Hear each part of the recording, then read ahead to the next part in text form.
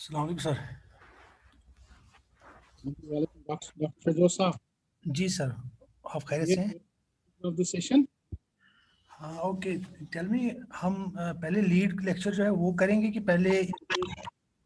No, we'll be starting with lead lecture by Professor Gulamuddin Bhatt sir. Okay sir, ठीक है, Then we will have participant presentations at the end. इंशाल्लाह। तो आज जो है first you will मैं briefly opening remarks दे दूंगा. Okay So you will introduce the resource person, then resource person will have his lead lecture.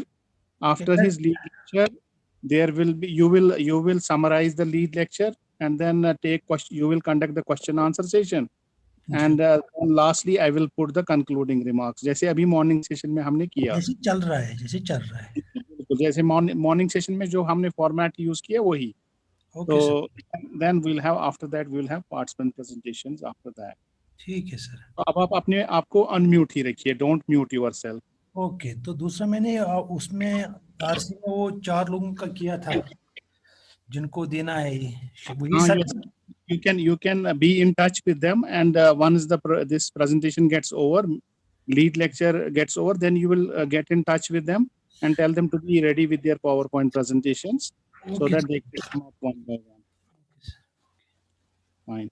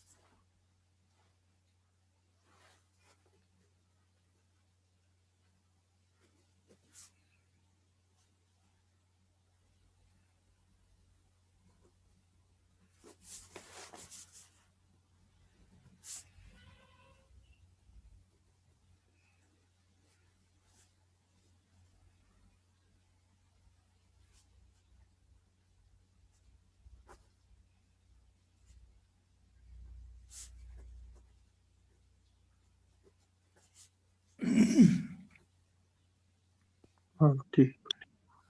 Sound sir, have you joined us? Am I audible to you? Assalamu alaikum. Yeah, Sir. yeah. You are audible. You are audible. Yeah. Thank you, sir. Welcome to this session.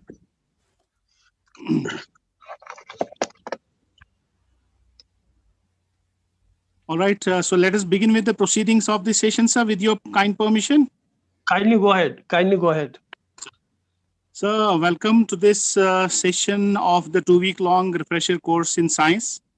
I wholeheartedly extend my greetings and welcome to you on behalf of all the participants as well as on behalf of the Human Resource Development Center for this particular session on incubation, innovation, and technopreneurship development with special reference to National Science and Innovation Policy 2019.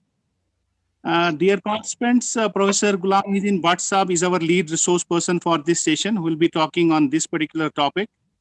And Professor Muhyiddin Bhatt Saab has been a pioneer in University of Kashmir, the man behind establishing the Entrepreneurship Development Center, which later on progressed and by leaps and bounds and invited ideas, innovative ideas, and developed them, incubated them. They have won several awards. He has been awarded by the President of India and has promoted various ideas into various innovative ideas into something which can be transformed into a reality. And science and technology innovation is very important. These need for these incubation centers is very significant. And because we need ideas to be converted into viable businesses, whereby we could help convert knowledge into value and worth. And that is the exact idea behind these incubation centers. Besides promoting technopreneurship, entrepreneurship, skill development, skill enhancement, that is the real idea behind these centers. And Professor Bhatt Saab has been doing a commendable job at Entrepreneurship Development Center earlier, and now he's at the head of the Department of the Electronics and Communication Engineering at College Institute of Technology, Zakura. So we, as you know, we every time have one of the participants as a moderator of the session. And this time we have Dr. Firdaus Itu, who is moderating this particular session. So I would request kindly keep yourself in unmute position, sir. Kindly unmute yourself. Yes, sir. And do not mute yourself. So I would request the moderator. Dr. Gir, am I, audible? Yes. Am I audible? Yes, you are audible, sir. Yes, of course, you are visible also. We can see you. Nice to have you, sir. So Dr. Firdaus, please go ahead and formally welcome and introduce our resource person, Dr. Professor G. Muhyiddin Bhatt Saab. Please go ahead. Thanks, sir. Thanks very much. Respected Professor G.M. Bhatt, the lead person who is going to have a lecture today. Respected Gir Saab, dear participants, I welcome all with the Islamic greeting. Assalamu alaikum wa rahmatullah. It is my pleasure to introduce Professor G.M. Bhatt, who did his M.Tech and PhD in electronic engineering from the Aligarh University, Aligarh. And presently, Dr. Saab is holding the HOD Electronics and Communication Engineering, IoT, Kashmir University. Sir has a teaching and research experience of more than 32 years at the University of Kashmir. Sir held in the past at Kashmir University many positions like Director USIC, like HOD Department of Electronics and Instrumentation Technology, Dean Faculty of Applied Sciences, Dean Engineering, Director Institute of Technology, Zakura, Director Institute of Engineering and Technology, Safapura, now GCET. Sir has more than 200 publications and he had authored and co-authored many public research articles in the national and international journals and conferences. Sir has 2 patents, Indian patents. So when I was Googling about Sir, there is a CV that is of 20 pages. So if I am going to, talk everything here, it will take almost more than 2 hours. So and now keeping it short, I welcome you, sir, on the behalf of HRDC Kashmir University. on the Thank you. behalf of myself and on the behalf of all the colleagues, participants who are participating in today's this conference. So welcome again. And sir, please, over to you, sir. Thank you. Thank you very much. Well, I'll try to have my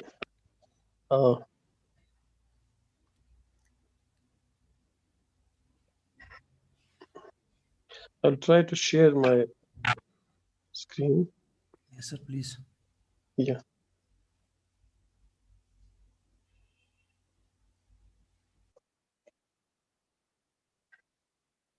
Yeah. You know,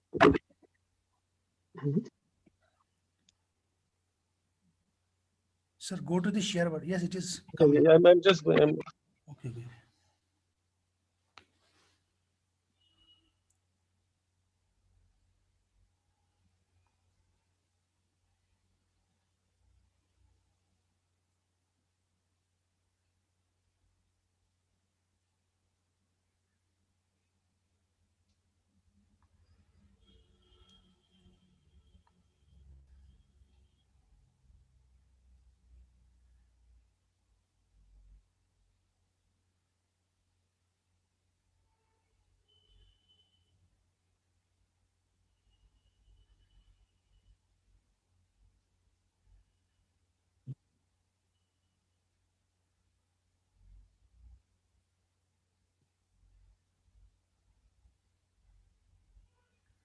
Sir, are you sharing it from your phone?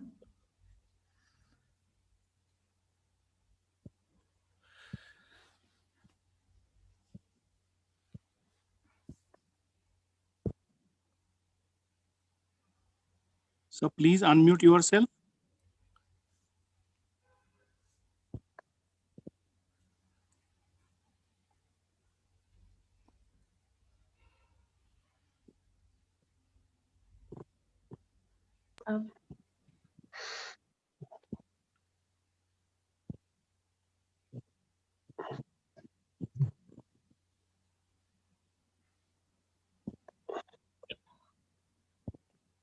So is my screen visible to you?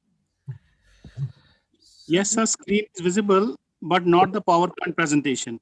Okay, I'm just sharing it. Yes, sir. Okay, sir. Okay, is my PowerPoint presentation now visible? Yes, it is visible, sir. Please go ahead. Okay, okay. So am I audible to all of you? Yes, yes, absolutely clear. Okay. So welcome all the participants. Well, it's really my pleasure to be with you this afternoon session, and I thank the organizers, Professor Agir, Professor Mushtaq, for inviting me for this session. In fact, such you know invitations, I see them as an opportunity to interact with my colleagues, because all of us are teachers, all of us are interacting with the cream of the society, with the students, and all of us have a responsibility also to take up our assignment in a way so that it's effective for the development of the nation.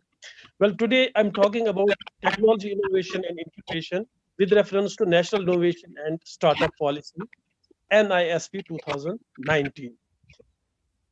Well, I'll begin with the first slide here, which is about the relation between knowledge and economic development. I will quote here the HDR report, Human Development Report of UNO 2001. It talks about economic development through science and technology. It says that 20th century's unprecedented gains in advancing human development and eradicating poverty came largely from technological breakthroughs. It's a very important and powerful statement, with regard to relation between development of the nation and applied science and technology. Well, that means scientific knowledge has a very important role so far as the development of the nation, of the country, of the world is concerned. But the research in applied sciences must be conducted in proper way so that it is beneficial, so that it is effective in the development. We must look for answers to specific problems when we are doing research, at our respective departments and subjects. We must look for answers specific problems which we are facing. That means first we have to identify problems, then we have to identify the answers or solutions to those problems. find out scientific solutions to those problems. And finally, we have to help solve those problems by inventing new products and processes, right? This is a very important statement here. So these new products and processes are called invention and innovations. Well, there's a bookish definition of an invention, physical manifestation of a creative idea with commercial applicability, right? An invention is basically a unique and novel, device, non-obvious device or method or composition or process, right? So here, another term which has been introduced of late, that is innovation. Innovation basically derived from Latin word innovare, which means to renew. So innovation occurs if someone improves upon an existing product, process, service involving an inventive step. Innovation is, more relevant in the contemporary world today, right, than invention itself, because most of the things have been developed, invented, and it is now the time to, in fact, innovate things to improve upon the existing things, right? So. Uh, uh, when we talk about invention and innovation, I regard it as the fruit of science and technology. Inventions or innovations are the most important products of scientific knowledge. Without invention and innovations, I certainly say that the science will be reduced to some mere inquiry, serving few and helping none. I'm talking about applied science. Now, what is the role of innovation and invention in entrepreneurship development? Now we have come closer to business development or enterprise development. I will refer here one author and a manager guru, Peter Drucker. He said that innovation is the specific tool of the entrepreneur. He also said that business has only two basic functions: marketing and innovation. Well, again, I will now come closer to our topic, that is innovation and startup. We are talking about startup, right? Startup India and startup policy and whatnot. Now, what is the relation between innovation and startup? A startup, or written as start-up, is a young company founded by one or more entrepreneurs to develop a unique product or service and bring it to the market. So a startup is basically, based on a unique product or service, which is brought to the market, by its founder or by its owner. Suppose, a startup typically, in fact, begins by a founder or a co-founder, right? Who has thought about some product to solve a given problem, and then, fine-tune that product to, suit the requirements of the society around, and then, market the product and generate business on it. Generally, a startup is funded by the owner or co-founder or founder itself. Now, what is the relation between innovation and entrepreneurship? Well, if we look at career opportunities in technology innovation, I can quote hundreds of examples, thousands of examples, and all of you know it. How innovation and invention is related with career opportunities, with entrepreneurship. For example, I can quote one Ermal Fries, an inventor, uh, uh, who was in fact a shepherd boy, and then he established a small workshop and then started working on that workshop with a single person himself, as the only employee of that workshop. And then once he went for a picnic, and then he forgot to get the Coca-Cola bottle opener with him, and he finally thought about why can't there be some alternative method of opening the bottle, or opening a tin can filled with some beverage, soft beverage like Coca-Cola or some other soft drinks. He came up with an idea, and he invented what's called a ring pull technology, ring pull invention, right? Which we see today. I mean, in most of the beverages we see in the market. And do you know that how much royalty he earns? If you just Google it out, you will see that he is one of the richest persons. His company today has more than 500 employees that he started with one employee or so, and millions of dollars. It's said that his his per day royalty is around 4 crore Indian rupees. You can imagine. Similarly, inventions like Thomas Edison, Graham Bell, and others were very rich entrepreneurs by selling their products. You know Thomas Alva Edison, right? He at the age of 22, he sold one of his inventions and then quit his job as a telegraph operator. And then he established a company. You can call it a startup company those days, right? So which he called as General Electric. Which he called Edison Illuminating Company, which later on became General Electric Corporation. I mean, at that time, it was spread over 20 acres of land in New Jersey, USA, and employed more than 10,000 people. And today, this company, General Electric Corporation in USA, is one of the largest companies in the world. It manufactures, aircraft engines to, gas products, medical imaging systems, and so on and so forth. It didn't remain there with the Edison's lamp. It progressed, and today it has more than 3 lakh employees. Provides employment for more than 3 lakh employees. And the assets, you can read it from the slide itself. That means in Kashmir, in J&K, we say there are 7 lakh unemployed youth. If there are only 2 companies which Edison established, that will solve our unemployment problem. You see the power of invention and innovation. Similarly, Alexander Graham Bell, he in fact invented telephone and many other products. He also established one company, and today his company employs around 2,43,620 people, and you can see his assets. Bell Telephone Laboratory is one of the R&D, largest R&D institution in the world in USA, based on his initiations and his innovations. I mean, he started the idea from Graham Bell itself. Now, inventions and innovations, if I conclude here their important significance, I can say that from the invention of penicillin to the present day 5G mobile phone, history is witness to the fact that innovations and inventions have enabled societies to grow economically, right? Nobody can doubt it. However, inventions and innovations can contribute only towards productivity through incubation, and then adoption, and then diffusion, market. Well, again, if you look at the basic, what you can say, a business unit starting with an innovation, you have to protect the invention and innovation first before commercializing. So then we talk about intellectual property rights and patents. So intellectual property rights, I think there has been a full lecture on intellectual property rights and patents. I will not go into much details, but I can define here a patent. That patent is an intellectual property right which gives an inventor the right to exclude all others from making, using, importing, selling the invention for a particular period of time, which is 20 years in India, without the permission of the inventor. Right. So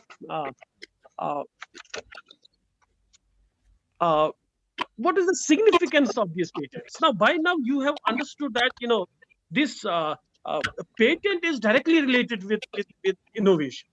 That means if you have 100 patents, that means you have 100 innovations. If you have 1,000 patents in your country, you have 1,000 innovations. So you can see, when you say patents, you mean innovations. When you have innovations, if you file patents, for them and follow it, you will have patents. So this significance of this patents is the same as the significance of innovation itself. You can understand that. I will here quote some significant persons, significant people who have, in fact, been responsible for the development of their countries, their nations, and I will quote what they are saying about these innovations and patents. I'll first quote the ex-president of India, late APJ, Dr. APJ Kalam, who said in Indian Science Congress Association, Chandigarh, he said that one of the indicators of the development of a nation is the number of patent applications being filed annually in a country. It was a very powerful statement which he gave.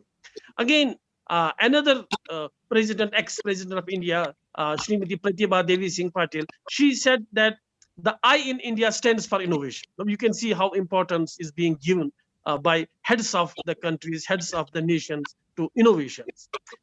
Again, Dr. R.A. Mashelkar, many of us will be knowing him.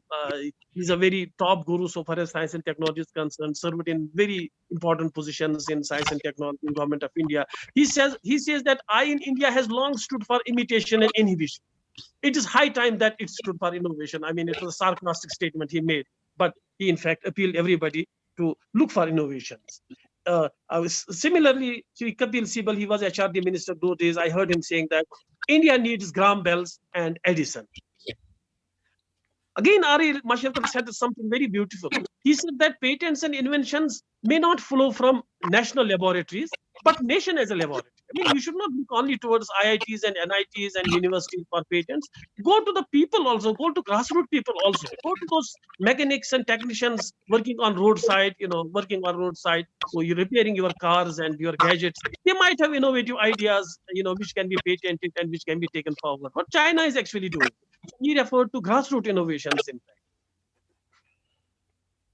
And finally, I will quote the Prime Minister of India, the present Prime Minister of India, Sri Narendra Modi. He said that in an economic summit, which was held in UAE in 2015, where he was awarded also, he referred 5 pillars of economic development for a nation.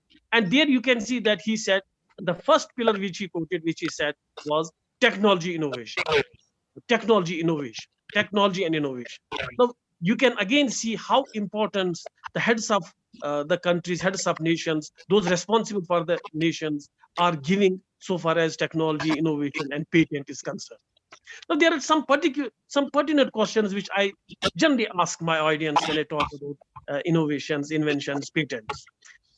So I hope that you will write these questions down, and I hope that you'll find some answers, and you can email me, discuss with me, talk about them, or you can have obvious answers. I know how many inventions and innovations by us, how many inventions have been made by us as as a faculty of higher education institutions, or by our colleagues, or by our students, or by our peers or superiors, others. How many patents have been filed or have been awarded to us? How many industrial units and startups have been established in Kashmir around? See the unemployment rate. What is the reason why unemployment so peaking in Kashmir? Is this the absence of industry and startups? How do we harvest agricultural crop? Now, this is again a very important and pertinent question. That how do we harvest our agricultural crop? Now look at the agricultural crop, which is the predominant, profession of most of us. In fact, in India, is the predominant profession, and in Kashmir, it's obvious. Look at every stage of this crop. How we are processing, how we are doing with it. Look at the paddy crop from the beginning. Look how we plant the paddy crop, how we water it. See all those manual operations. How we deviate it, जिसको हम वो कहते हैं कश्मीरी में नंद करने. How we deviate it, how we harvest the paddy crop. हम फिर इसको harvest कैसे करते हैं? By using that sickle, I think 3,000-year-old device invented some 3,000 years ago. The history says that. Then how we thresh it, threshing kaise karte hain? Kindly go to some village and see, during harvesting, and see how people are threshing, this paddy crop. बिल्कुल वही बाबा आदम के जमाने की बात है जिस तरह से हम लोग करते हैं. Same is the case with many other professions related to agriculture, horticulture, be it walnut processing and so on. I have put one question there: how do we process our walnut fruit? How do we crack it? How do we process it? How do we wash it? No, you can see all those steps. Everything manual. Is there any technology anywhere? Have we thought about these problems? Have we thought about these problems? Have we ever identified these problems? Have our engineering institutions, our IITs included, identified these problems and tried to find out some solutions? If we would have done that, then patents and innovations would have naturally come up. Now, again, a last question which I marked in red here. All of you, to myself as well. How many products used by us in daily life are invented by us? Now, this is a point to ponder. When I say us, I don't mean me. I don't mean my family or my institution or my city or my state even. Let me call it a country. How many products have been invented in India by India, which we are using in our daily life? Now, this is a point which we must ponder upon. What is our contribution? Now, how many patents have been filed in India?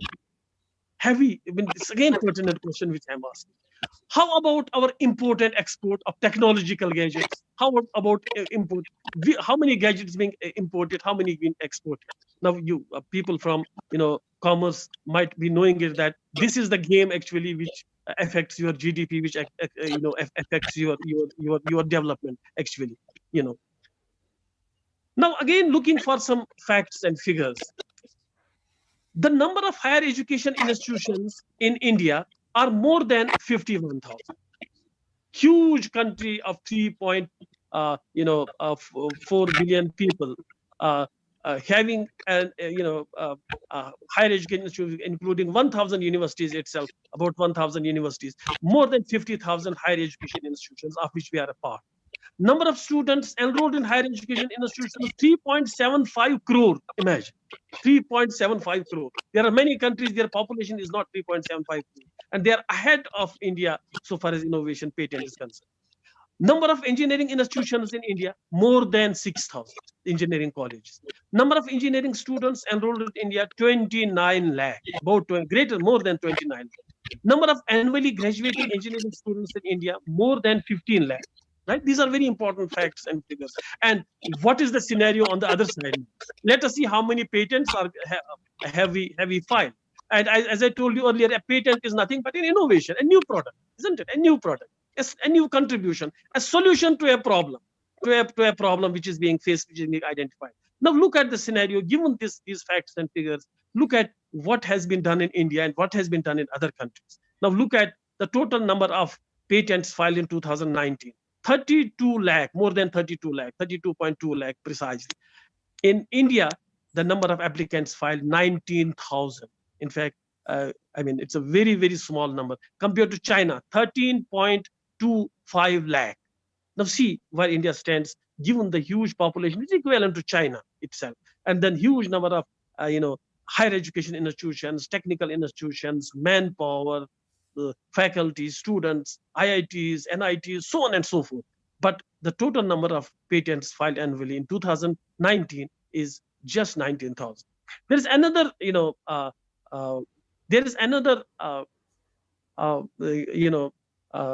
evaluation process which is called Global Innovation Index. Global Innovation Index, which compares nations so far as the development in innovation and entrepreneurship is concerned. It is Global Innovation Index, and India stands, in 2019 at 52nd position. That means 52 countries are ahead of India, 51 countries are ahead of India so far as Global Innovation Index is concerned. Of course, in 2020, it has improved to 48. 48. India stands at 40. Still 47 countries are ahead of it so far as Global Innovation Index is concerned. Now, what is the reason for India lagging behind? The reason, what has been found out by experts, it has been lack of a national policy for innovation and entrepreneurship. There has been no significant, clear-cut national policy for innovation and entrepreneurship, and lack of awareness, of course, lack of awareness. So that means this whole data which we have been discussing through these slides suggests that there is a need for an innovation and startup policy for higher education institutions in India. So India is actually envisaging for a 5 trillion economy by 2024. So today the GDP growth is in negative, but in fact there has been plans that by 2024 India should be at a 5 trillion economy. This is possible through more innovations and startups, and can be achieved through encouraging students of higher education institutions for innovation and startups, encouraging faculty of higher education institutions for this is very important. Now, kindly be with me and be attentive to what we are discussing here, because it pertains to all of us, in fact. So that means there has been a demand, there has been a need has been felt that we must encourage even our faculty of higher education institutions for establishing their own startups, business enterprises. In order to reach 5 trillion economy, India needs to evolve a mechanism to convert the present demographic dividend into high quality technical human resource capable of doing cutting edge research, innovation, and deep tech entrepreneurship. Unlike developed countries, in India, innovation is still the epicenter. Innovation is still not the epicenter of education system. innovation is not still the epicenter of education ecosystem. I have seen it myself since 2004. In fact, I have been talking about innovation and entrepreneurship, technopreneurship, so on and so forth.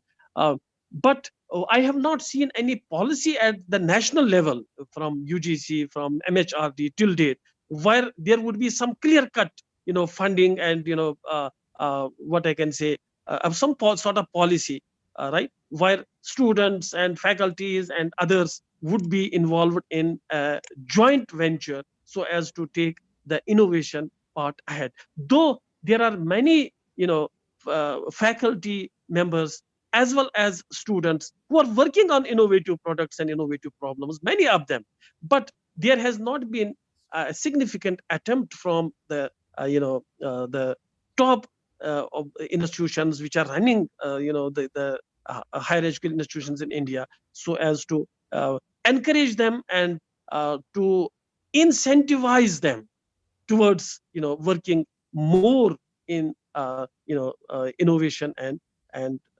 entrepreneurship. So again, I have marked in red one statement there. When a faculty at a higher education institute wants to establish some sort of business enterprise, it is not regarded as positive, and he or she is looked down by his or her peers and supporters. Now, you might have found it yourself that that having an educational, having a startup or a business enterprise is always looked down if you are a faculty member. If you are a faculty member, but we all know it, and nobody tries to venture into it, even if someone does it, but he does it so privately, so secretly, that nobody should actually know it. This has also been found out. But Ministry of Education, Government of India believes, again a very powerful statement here, Ministry of Education, Government of India believes that there can't be better people than faculty and students of higher education institutions who can pursue entrepreneurship and academics simultaneously.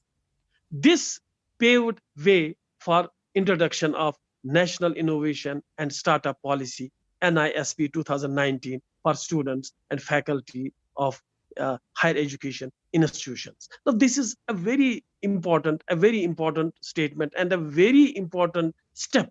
So, by Ministry of Human Resource Development, MHRD, and as well as AICT, who have come up with National Innovation and Startup Policy 2019 for students as well as faculties of higher education institutions. Well, NISP 2019 was launched by Minister of Human Resource Development on 11 September 2019. It's a photograph also, the launching ceremony. The policy intends to guide higher education institutions to promote students and faculty-driven innovations and startups. It will be instrumental, this policy will be instrumental in leveraging the potential of students problem solving, and entrepreneurial mindset, and promoting strong intra and inter-institutional partnerships. Well, it has been deemed as, it has been, envisaged as such. What are the thrust areas of National Innovation and Startup Policy 2019? The thrust areas are probably 6 there, as listed here, 6 thrust areas. Number 1 is the, number 1 pertains to the institute itself, institute level itself. That is the higher educational institute, the higher educational institute, strategies and governance for promoting innovation and entrepreneurship. That is, it pertains to the strategies and governance for the higher education institutions, and for promoting innovation and entrepreneurship. It has 2 or 3 subclasses. That is, A1, A2, and A3. That is creating innovation pipeline and pathways for entrepreneurs. Again, building organizational capacity, right? Appointing people, human resource, and so on. So appointing someone, giving this responsibility to some faculty member, and then appointing some team of people with him, giving him funding and so on and so forth, and then collaborating with other organizations and other business units, for knowledge exchange. So this is, part one of this NISP 2019. I will share this document with you at the end of this presentation. Right, the document is available on the net also. National Innovation and Startup Policy. It's available. You can Google it out and you'll find this document. I think a 20-page document or so. Then there's another part that is part B, that is norms for faculty. Now this policy also lays down the norms for faculty and student driven innovations and startups. I mean, what should be the incentives for the faculty, what should be the incentives for the students, for what should be incentives so far as IPR is concerned, right? Particularly faculty which are employees of the institution. It's a very sensitive issue. So those, everything has been spelled out, how they will go for establishing a startup, a business unit, an enterprise, and then how they will share the profits, what will be their role at their department, so on and so forth. So this policy discusses that. And the third, point here, third thrust area of NISP 2019 is incubation and pre-incubation support. How the institution should provide incubation support and pre-incubation support to incubatees within the university and outside the institution. D is IP ownership rights. I mean, how will be the ownership of IPR, intellectual property ownership rights distributed and dealt with these issues. Then fifth is pedagogy and learning interventions. Then there should be some learning interventions, some courses to be introduced, some curriculum modified so as to include in them entrepreneurship, patents, IPR, etc., so on and so forth. And finally, the entrepreneurial performance impact assessment. Finally, the institutes how they should assess themselves so far as their performance, performance with regard to their role in promoting entrepreneurship and startup is concerned. So there should be periodic assessments. So each of these would be, I think, highlighted one by one.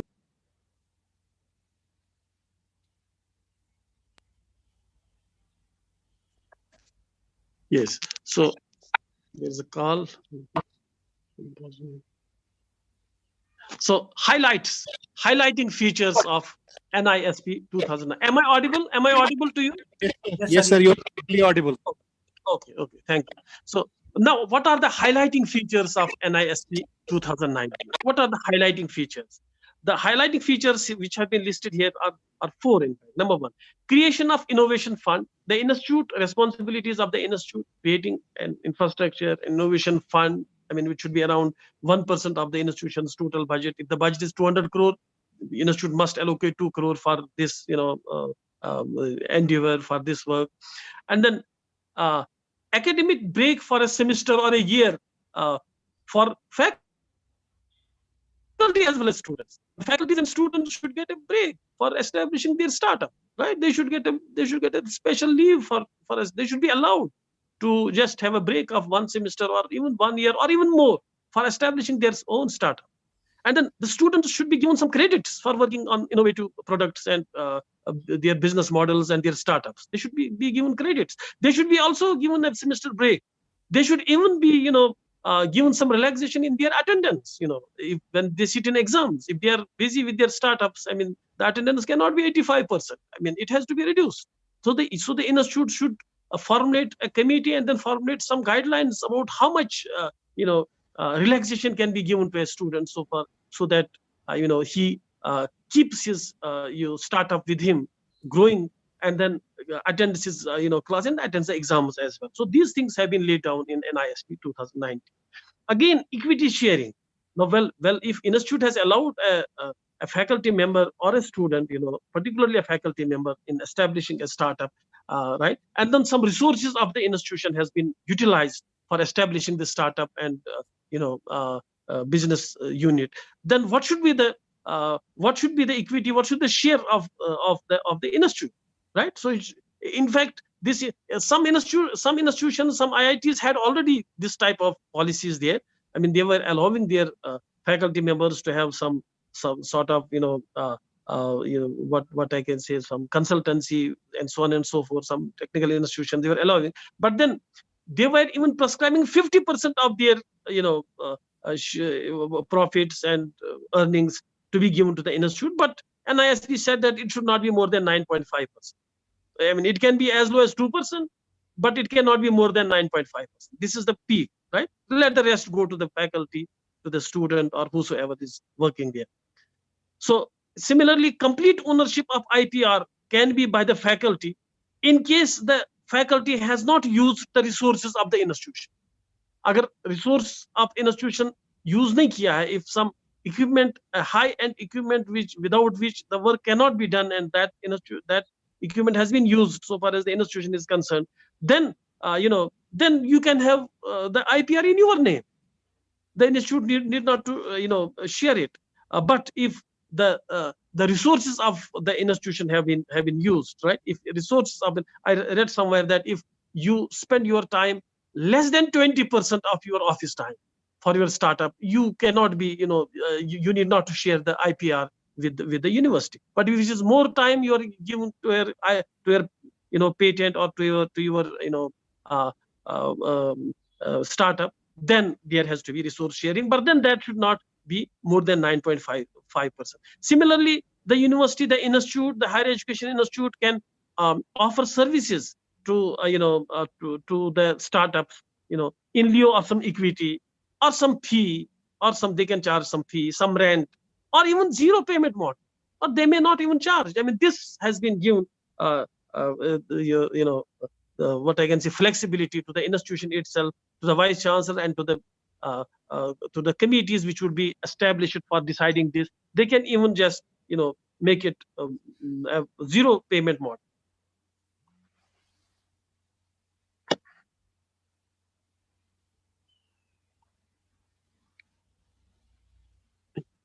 Okay, so now taking up these issues one by one slightly and having a very slight discussion so that you can also have some clear vision about this policy, National Innovation Startup Policy, NISP 2019. The part one, I can say the part one, there are six, in fact, 3 or 4 parts total. That's A, that is higher education institutional strategies and governance for promoting innovations. Here, number one, the institute has to create an innovation pipeline and pathways for entrepreneurs. Similarly, building organizational capacity and human resource and incentives, collaboration for co-creation and business relationship, and knowledge exchange.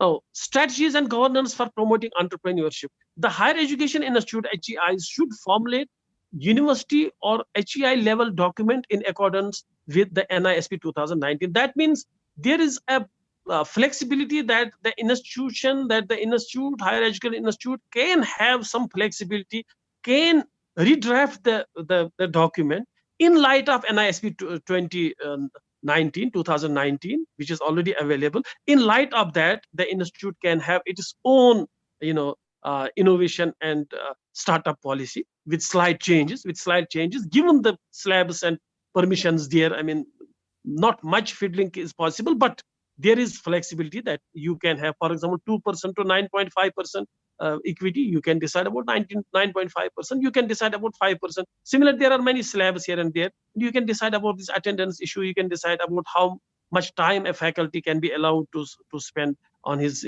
on his startups, so on and so forth. This can be decided individually by individual institutions, higher education institutions, and then a policy has to be framed up.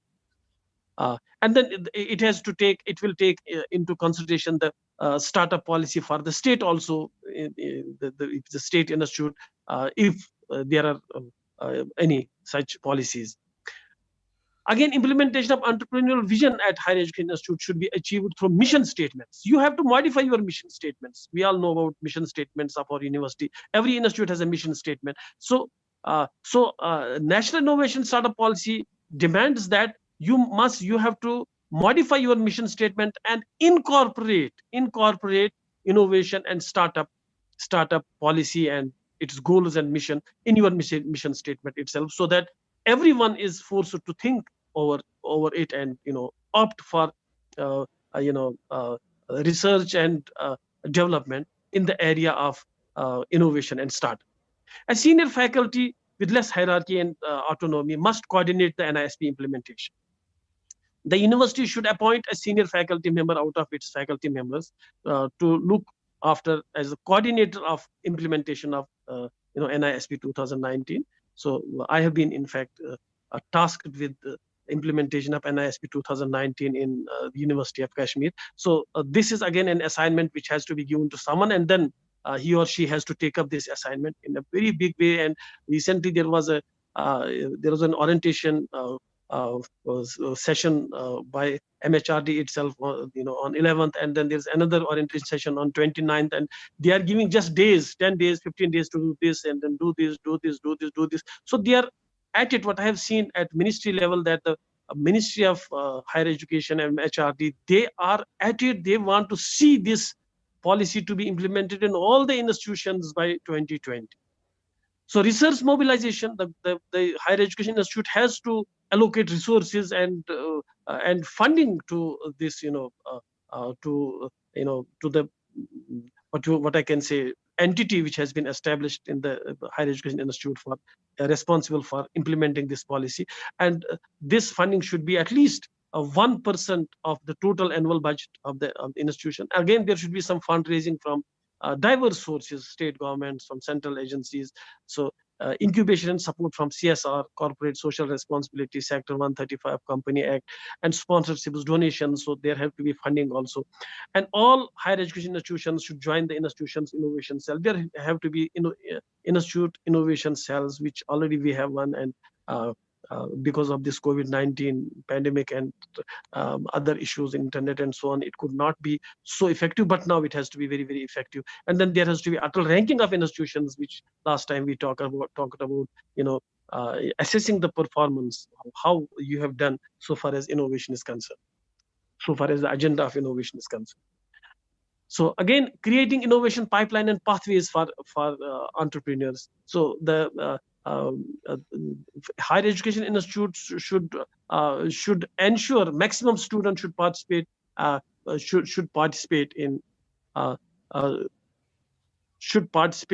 and go through pre-incubation process of problem identification, solution development, proof of concept, validation and prototype development, business model and proposal. So students should be involved in a big way. Again, the HEI should link and collaborate their incubation unit with external agencies, including private organizations and industry. So connecting students, entrepreneurs with incubating startups. When you are incubating startups, then students have to be connected with them, right? So for their internships even, and participating in hackathons and business hackathons, and you might have heard about Toykathon now. I think the information has gone to almost all the institutions. Toykathon. Now imagine that few years before we were not looking at these toys, and we're feeling that toy banata hai China, kya China se toy aata hai. I mean, it looked at a small industry, but now it has been felt that it's a very, very huge industry of billions of dollars, and China is taking benefit, and many countries like China, they are taking benefit, and India is importing 85% of toys from China. 85% toys, huge billions of dollars are going into this business, isn't it? So now they are talking about, and no less than MHRD itself is talking about Toykathon. But you must have now ideas from students and faculty members for developing, designing toys, developing prototypes, which can be used as toys. And then there is a award money of 50 lakh rupees for Toykathon. And the last date is, I think, 20th. Last date is 20th of January. Last date of submitting these ideas for developing, designing a new toy, innovative toy. Students can participate, and there is a award money of 50 lakh has been allocated by government, and it has been initiated none other than the Prime Minister itself. Prime Minister is himself taking care of this, monitoring this toykathon. So you can see that how now people are thinking, how those who are at the helm of affairs, they are thinking. And you know the given the situations which we are seeing, where competitiveness has become the what I can say, the talk of the day, where companies can only stand on the base of competitiveness. There is no way out other than working on innovations and startups. So again, building organizational capacity and human resource incentives. Institute should recruit staff.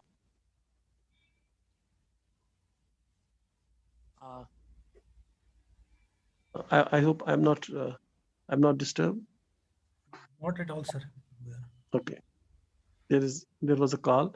So institute should recruit staff that have strong innovation, entrepreneurial, industrial experience, behavior, attitude. So this will foster and help to established innovation, entrepreneurial agenda and culture in the higher education institute. So faculty and departments of the institute should work in coherence. You can see Kashmir University, a very huge institution, large number of departments, engineering included. So many things could be done if all the departments work in a cohesive manner, and then work towards this agenda of innovation and entrepreneurship and startup. I think many big things will come up and many problems will be solved. So faculty and staff should be encouraged to do course training, certificates on innovation and entrepreneurship. This is the responsibility of the institution under this national innovation startup policy, that the institute has to encourage faculty to to go for these trainings and certificate courses. And again, to retain talent, and institute should develop academic and non-academic incentives. Some incentives should be given to staff and the faculty and stakeholders to take part in these. It can be some funding, provide some funding for developing a prototype, provide for funding for going to participate in some hackathon or some thing like toykathon, so on and so forth.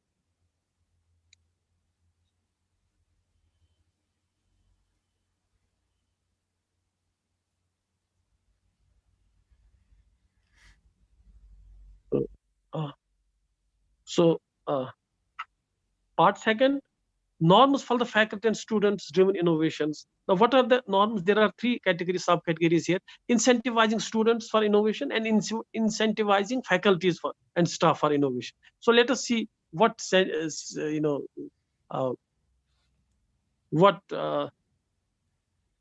incentives are defined. We cannot go through each and every what I can say clause of this policy document. I can share it with you. You can see it, but I will read here some major things which I like it, in fact.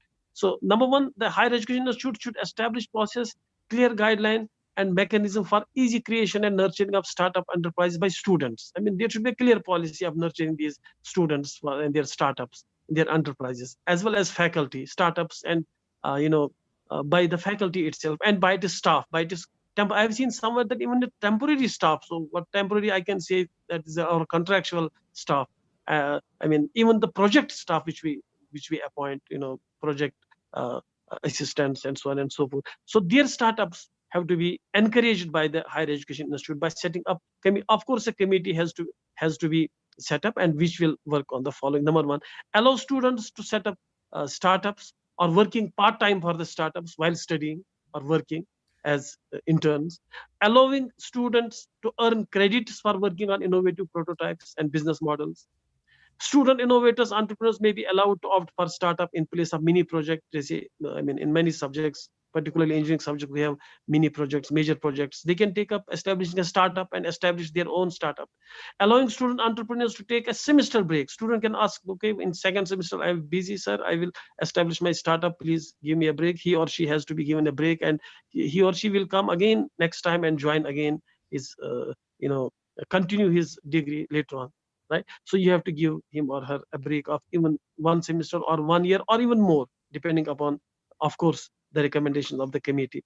Allowing student entrepreneurs, innovators to sit for the examination despite poor attendance. So some attendance, relaxation attendance has also been, NISP talks about relaxation attendance also. How much, that will be decided by the institution.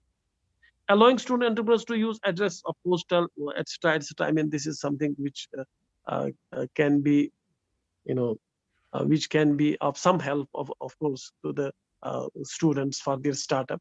Then incentivizing the faculty for innovation and entrepreneur. Now, what is for faculty? Allowing, number one, the first point which NISP says, that allow your faculty to start startup based on technology developed in the lab at the institute, or previously developed somewhere else, but have ownership on IP. If you have a patent, if you have some ownership of some technology which you have developed within university or outside university, so the university, the institute, higher education institute should allow the faculty to establish a startup. Allow faculty startup to take off a semester break or a year break, as on of course on some leave, some some there should be some, let it be a sabbatical leave, there can be earned leave, there can be casual leave, there can be unpaid leave for working on his or her startup, and come back to join the duties later. No restriction on shares that staff and faculty can take, as long as they don't spend more than 20% of office time. If you do not spend more than 20% of office time on any startup, you may not give any share to the university, or for your consultancy role. And don't compromise with their, of course, the teacher has not to compromise with their existing academic and administrative or research work or duties at the institute. In case the faculty staff is drawing salary from the institute stake equity or startup should be limited to 20% of total share.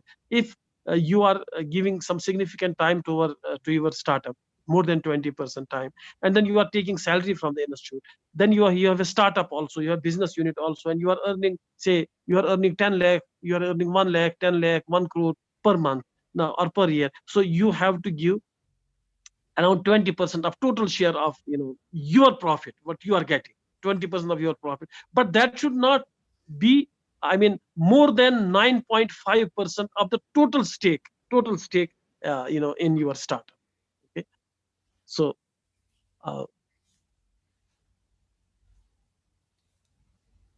well, faculty can assume a role of a faculty working in a department as teacher can work as an owner or founder or co-founder or director promoter or advisor or mentor or consultant of a particular startup, his own startup.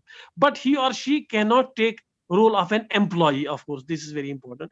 He or she cannot be an employee, let us say a CEO, some executive position where he or she has to conduct the routine work of that startup. You cannot. You can be founder, you have established it, now you have some employees, they are working on it, you are just monitoring it. You outside your office hours, within office hours, it is not more than 20%, maybe half an hour per day or so that is allowed. Okay, so you can manage it, but you cannot take an executive position of your startup. So you cannot also draw salary from the startup. You cannot draw salary. You can draw the profit, that can be more than the salary, but you cannot draw the salary. You cannot draw monthly salary from the startup. However, he can or she can take share of profit and dividend only, if any, from the startup as owner or shareholder. You are a shareholder, you are the owner, naturally you will have some benefits. So at the end of the year, you have calculated the benefits where 1 crore, where 10 lakh, where 1 lakh or whatever, you can take it. But you cannot be an employee, you cannot take a salary from the startup. This has to be taken care of. Please go through the document carefully yourself also, which I will share with you. Faculty must clearly separate and distinguish ongoing research at the institute from the work conducted at the startup. Similarly, the faculty must clearly separate the two things: his own responsibility, his work as per his or her timetable in the department as per UGC guidelines. I'm waiting that maybe there would be some maybe some concessions so far as the the number of hours of teaching hours are prescribed by the UGC, yet there has not been any such indication.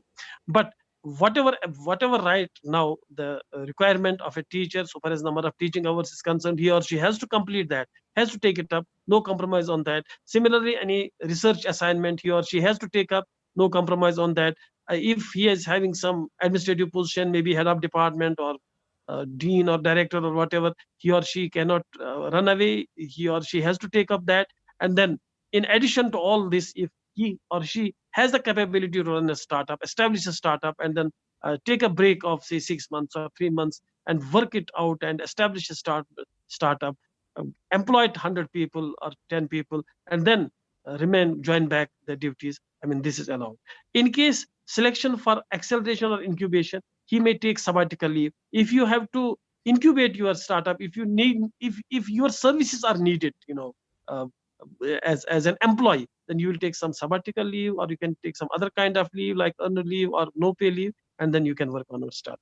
Faculty must not involve research staff or other staff, other staff, maybe the contractual staff, the research staff under you, project staff. They cannot be involved on your own startup. They can have their own startup, but they should not be involved by the faculty on their startup.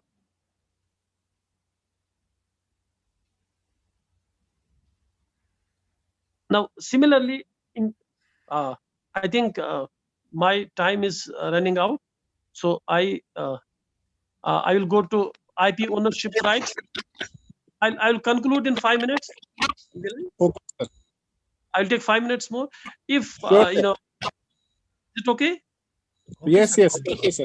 5 minutes. Okay. So if there is if the funds of higher education institute are used substantially for developing a prototype and getting a patent, then IPR should be made jointly by the institute and the inventor. Otherwise, if funds are not used from the institute and the time of the institute is not used more than 20%, then you need not to share your IPR with the higher education institute. So there are other some you can say some paras, some other instructions so far as this policy is concerned. I will share this with you. I will share the policy also with you, so you can take it later on. Similarly, there is a pedagogy and learning intervention for entrepreneurial development. As I told you earlier, that the institute should introduce some courses on innovation, and some award mechanism. Some awards should be given to best startups by faculty. I mean, the faculty should be now avoided if he or she has a good startup, or the student should be avoided if he or she has a good startup, establish a good startup. So this is encouraged. Similarly, the pedagogy changes need to be done to ensure that maximum number of student projects innovations are based around life challenges. Now we are not taking actually life challenges. We are not taking the problems being faced by our society as the goal of our research and projects, so far as student projects are concerned, or even student research is concerned. Now it has been emphasized that we must, in fact, it's high time that we must do it now. Finally, there should be some performance analysis, impact analysis through ARI and other. So in summary, NISP adoption process involves formulation of the document first. In light of NISP 2019, you have to develop your own document for your institution, and then implementation of innovation startup policy at every higher education institute, then create impact measure and measure of impact of the policy. I mean, that should be done periodically, and there should be some interventions on a regular basis.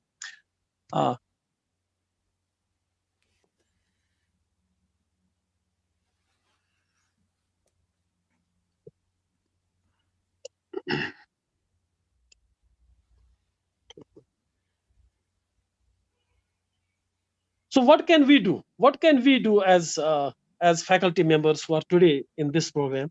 We should work for implementation of NISP 2019 in our own institutions. That is the first thing we can do, and we should do.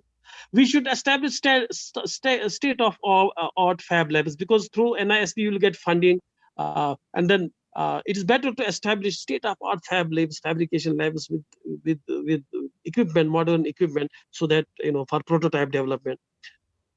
We should scout innovative ideas from students and others and incubate them into products and patents. We should encourage ourselves as well as faculty and students to establish startups and enterprises without compromising with our primary duties of teaching and research.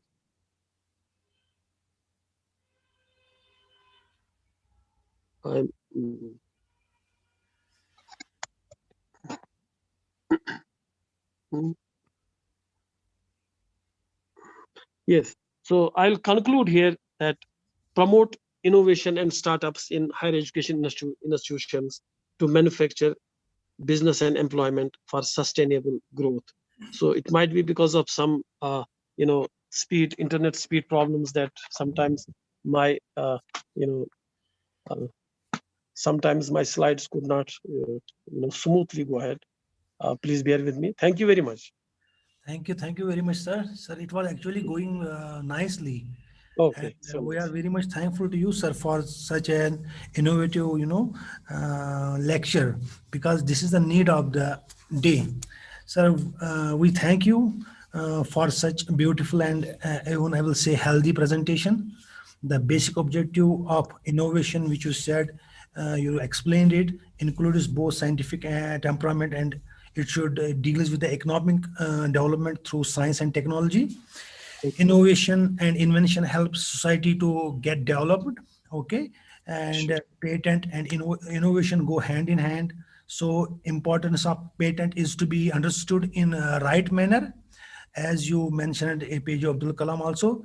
Sir, you made so softly everyone here to understand strategies, nurturing innovation and startups, organizational capacity, I will say, pedagogy, I can say, living intervention, for that entrepreneurship development. Sir, you emphasized that we all should come forward to start, startups. It is a need for innovation. Sir, you talked about those 6 thrust areas. Indeed, we should look into that. And at the end, I will say that, sir, the thing that you told, that it should be incentivized. Okay, that Yes. there should be change in the organizational culture. We need to create an environment where innovation thrives. Use a mix of team incentives and individual incentives. So there were many things which I can go on and go on. We are really very much thankful to you for such a very beautiful and healthy, lecture. At the end of the day, sir, when we are concluding this, we have some interactive, or I can say some question answer session. If Sure. you will permit me, sir, am I allowed to ask a few? Yes, sure. Sure. Please, please. Okay. Welcome. They may be also not questions, but I find them as queries. There is Sure. one query from Professor Bilal Ahmad Mir Sahab. Sir, he asks that, I quote, do we have any startup units in Kashmir University? And if yes, is that startup unit in Kashmir University giving any fund to the scientists or academicians? I am interested in obtaining the biogas and biofuels from the solid and agricultural waste. So, sir, Very good. please. Very good. Very good. Very good. I'm really pleased to hear his question. Dr. Bilal, welcome.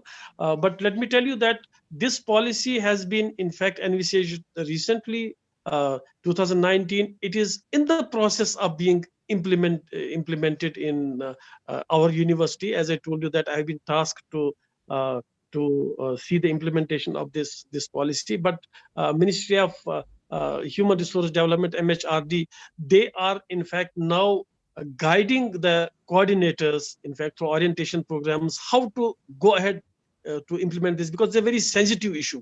So this policy is in the process of being established. I am hopeful that within next 3 months, inshallah, we'll have this policy implemented at University of Kashmir. Yet we do not have a startup yet registered or supported by the university, since this policy came to us just a few months or 1 or 2 months back.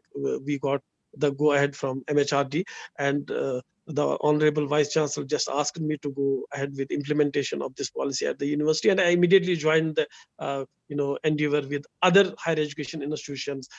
Yeah, 2 days before, on 11th, we are around more than 1,500 coordinators from the different institutions in India. So they were participating in the orientation program, how to go ahead to implement this policy. So we are at it. I hope that within few months we'll be certainly having a clear picture about how to go about with establishing a startup and helping students and faculty members. I welcome you. You can be in touch with us. Sure.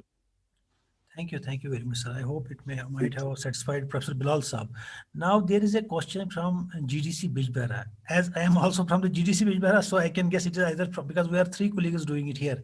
Either it may be from Professor SM Zubair or from the Professor Siraj. So let us take it collectively from the GDC Bijbera. Sir, it quotes that, do you think training for ideation and prototype development while sieving out the individual at a very early age would be pivotal in making startup India a big success? Yes. I fully agree with you. I fully agree with GDC Bijbihara faculty from that institute. We have been actually doing it under some different banner. National Innovation Foundation (NIF) is an organization, a unique organization. It's a sister concern of Department of Science and Technology. They are looking for innovations in students, in for non-formal sector people. They include students also up to 10th, 11th. So we are doing it. We are going to schools. We are conducting awareness camps. We are conducting workshops in schools where we have put idea registers almost in most of the higher secondary schools and many high schools also. And we are asking the teachers, the headmasters, the principals to record any innovation from students. We are trying to have some prizes also. So there's an Ignite award, a huge award ceremony which takes up every year. So far as these students are concerned, we are registering tens of thousands of ideas from these students every year, where student ideas are being processed and then they are being, in fact, awarded, rewarded, at national level. Also, Inspire program is another very important program, which all of you will be knowing it, where a huge funding, about 200 crore has been allocated, and this funding is spent on student ideas, in fact, up to 10th class, and then around 20, about 200 ideas are finally selected for national level, where later on 60 of them are sent to Japan or some other developed country, and then their ideas are incubated into products and they are being patented and everything is being done. So national level, a DST program, Inspire program. So I agree with you, and this is being taken care of. But I again certainly agree with you that it has to be taken in a bigger way, I'm sure. Sir, there is actually, I think she second your thought, I can say. That is from Professor Rifat Basharat. She says that UGC has in fact laid the foundation of new community colleges by starting certificate, diploma and vocational courses in different skill courses in the existing college and universities. So now I have, as when I was going through your CV, I find that you are from Aligarh Muslim University, and I also did my BSc MSc from Aligarh Muslim University, and you and I can understand that Jugaad. Yes. But unfortunately, that has not been yet patented by anyone. So we often see things, we say them, they are downtrodden, and they are doing those innovative things. But India had till date failed in nurturing such those people who can, take them to the level they want to be. So if you want to add Yes. money. Yeah. You see, I can certainly add one thing, that it is not. I don't agree with you that India has failed in it. In fact, you can see we have failed. Basically, if you see Aligarh Muslim University itself, the teachers, the faculty, and those institutions around Aligarh, they should actually look after and look for these people. I have delivered myself some talks in AMU also on innovation. I have developed talks almost in every degree college in J&K, and some universities also, including AMU. And I told them also that kindly go to these people. There's many innovators. They develop those locks, and there's a huge industry there, and many of them are innovators. When I talked earlier about National Innovation Foundation, NIF is doing the same thing. NIF is only looking for these jugaad innovations. If you are a qualified person, if you are an engineer, a doctor, then you are not for NIF. NIF will not, promote your innovation. NIF promotes only innovations from illiterate people or people up to 12th class, right? Okay. So there is already an organization. National Innovation Foundation. It is a sister concern of Department of Science and Technology, and its sole objective, sole job is to promote these innovations, which you call Jugaad innovations. And let me tell you that these Jugaad innovations can be patented. If they are worth patenting, if they are new, if they are innovative, if they are result in non-obviousness, if they are commercializable, they can be patented. I mean, qualification is not mandatory for patentee, right? You can be illiterate, but you can have a patent avoided by even USA, no problem. So actually, there is the need that people like you and me should go to these people. In your vicinity, also, you will see many people there who are not, much qualified, who are not engineers, but they are innovative. They have some very interesting and innovative ideas. Kindly link them with me, right? So because I'm looking after NIF also as chairman NIF cell, right? So we have around 5 employees working, with this project, grassroots innovations. We call them grassroots innovations. Please join them with me. Certainly, you will have funding and anything. We have filed. Let me tell you, we have filed around 65. Am I audible? Yes, sir. Yes, sir. You are audible. Yeah. We have filed 65 patents. We have filed 65 patents in the name of Kashmiri innovators, and around 80% of them are Jugaad innovators. They are grassroots innovators. Only 20% are from formal sector innovators, where the person is a doctor, or he is a teacher, or he is a qualified person. 80% of innovations which we filed, around 55 of them, they are from grassroots sector, right? We have filed them, and some of them are avoided also. Thank you very much, sir, for such enthusiasm. You really are inspirational, and we should follow, and we should do something so that the humanity may get benefits out of this. Sir, now I request Professor Gir Sahab, Dr. Gir Sahab, if he wants to say something, he can, and we will then after give you a leave, sir. Over to Gir. Yes, Doctor. Thank you very much for your presentation, a very detailed and very elaborate one. So I actually have one question first before I conclude. That is a couple of weeks back, I received an email wherein the Science and Technology Department had sought suggestions on new Science and Technology Innovation Policy of 2020. So, it seems that they have made.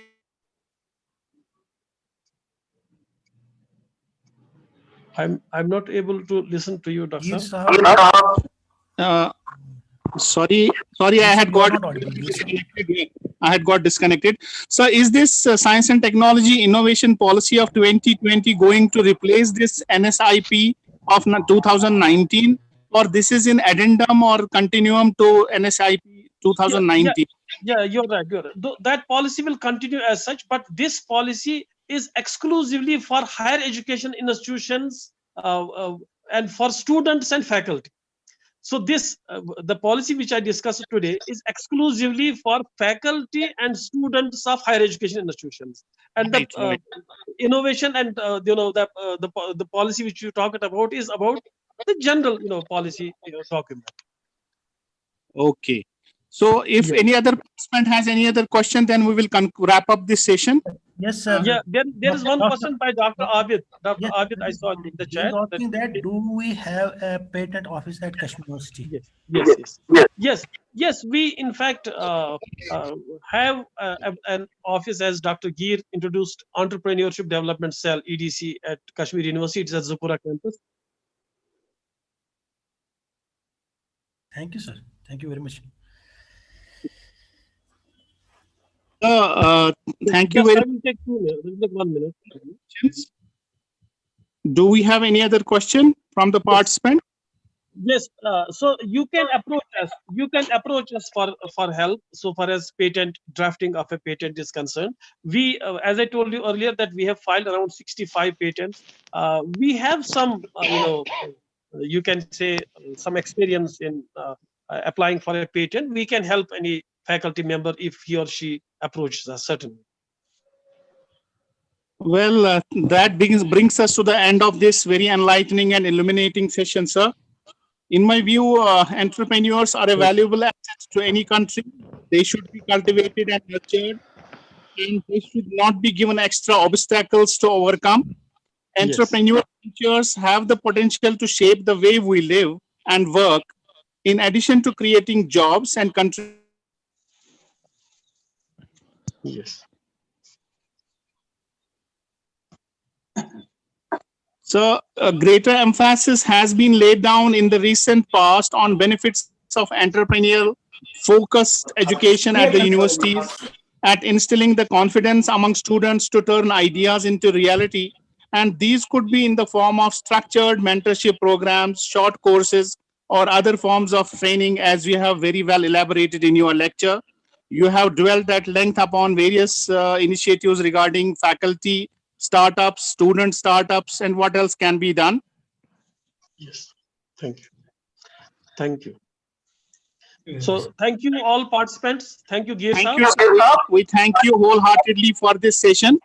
And no, thanks for sparing time. I'm sorry I'm getting disrupted again and again. Thanks a lot. Very, warm regards for you, sir, for this presentation. We shall be looking forward to have you again and again in our future programs. Thank you once again. Sure. Thank you. Okay, sir. Dr. Firdos Ahmad Saab, you may please continue with the participant presentations. Okay, thank you, sir. So after this, I can say innovative lecture, now coming to the participants' presentation. There are four colleagues, respected colleagues, who are supposed to deliver their talk. And the first one is Professor Tariq Ahmad War. He may go with his presentation. And are you Professor Tariq Ahmad War from Yes, SOPA? sir. Yes, sir. I'm here. Yes, sir. You are clearly audible. You may share your Okay, sir. Just a sec. and take only 15 minutes. Okay, please. Okay, sir. Okay.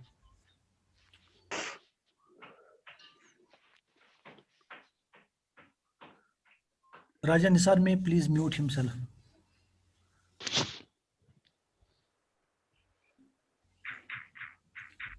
Parvez Saab is also requested to mute himself.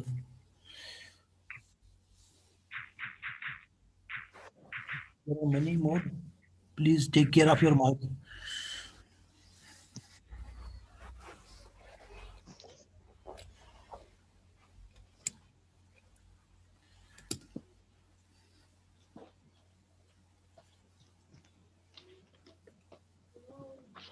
Sir, is my slide visible? Yes, he is preparing to present gene therapy. Yes, it is here loading now. Okay, sir.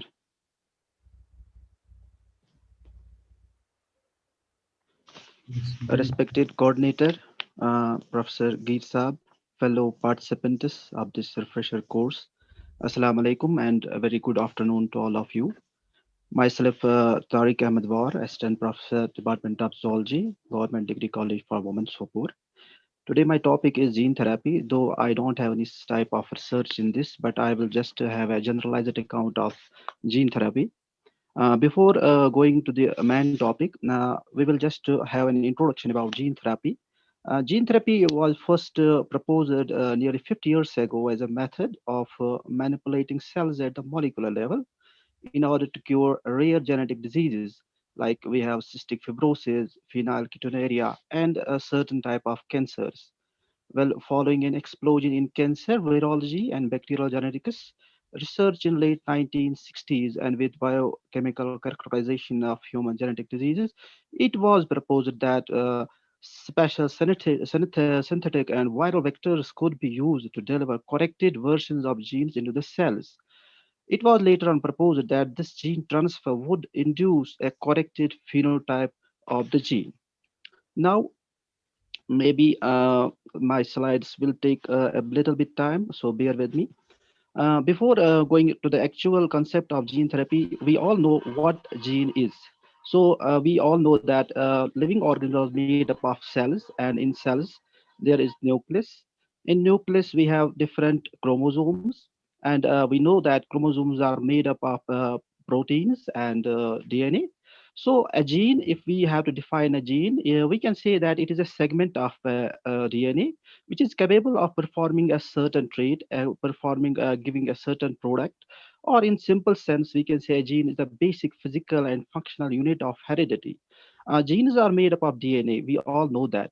So sometimes genes have been defined in a varied versions. Like gene is also known a unit of recombination, a unit of mutation, and then uh, now we have the topic: what is gene therapy? What gene therapy means? So as we know that we can treat diseases with different types of medicines. We can give drugs to certain diseases so that they can be treated. But scientific world has improved in such a way that we have such a mechanism where we can just treat some certain diseases by application of genes, by the therapeutic imbibation of genes. So gene therapy, what is it? It means gene therapy is the insertion of genes into an individual cell and tissues to treat a disease such as hereditary disease in which a deleterious mutant allele is replaced with a functional one. As you can see, how does gene therapy work? In most gene therapy studies, we know a normal gene is inserted in the genome to replace an abnormal disease causing gene. A carrier molecule, such as a vector, which is mostly as a virus, must be used to deliver the therapeutic gene to the patient's target cells. Currently, the most common vector which is used nowadays, it is a virus which has been genetically altered. We have to modify the virus according to our needs. Now, this diagram here, it is just as a representation. We have a gene of interest here. It is written as GOI. It is gene of interest which we have to take and insert in a viral vector.